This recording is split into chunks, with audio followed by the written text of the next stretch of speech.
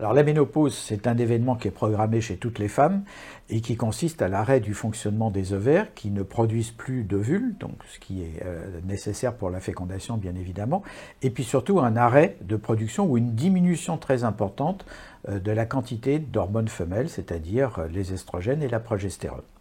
Alors cette chute des hormones va avoir un effet important sur deux microbiotes importants, le microbiote vaginal et le microbiote intestinal, avec des effets tout à fait importants et très variables d'une femme à l'autre. C'est-à-dire qu'il y a des femmes qui vont souffrir de plein de symptômes au moment de la ménopause et d'autres qui, entre guillemets, vont passer ça comme une lettre à la poste sans symptômes.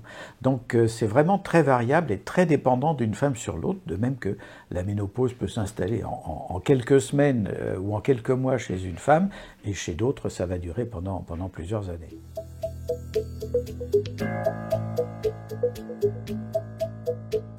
Chez une femme qui n'est pas ménopausée, la flore vaginale, le microbiote vaginal est dominé par une souche de bactéries qui s'appellent des lactobacilles.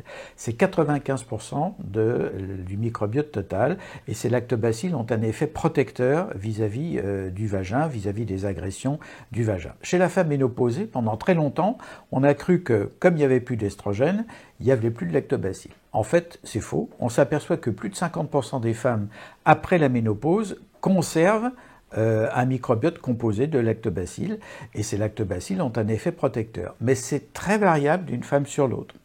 Et ce qu'on a pu démontrer, c'est que les femmes qui continuaient à avoir un microbiote dominé par les lactobacilles avaient beaucoup moins de symptômes délétères comme la sécheresse vaginale, comme la douleur lors des rapports sexuels, comme l'atrophie des muqueuses, y compris les muqueuses externes comme la vulve, qui devient souvent très sèche.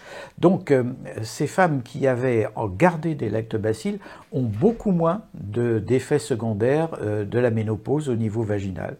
D'où l'idée que chez ces femmes qui vont passer le cap de la ménopause, ça serait peut-être bien, avec des probiotiques, de pouvoir conserver cet effet bénéfique des lactobacilles en commençant un traitement un peu avant la ménopause et en le gardant pendant plusieurs mois ou plusieurs années au-delà de la ménopause.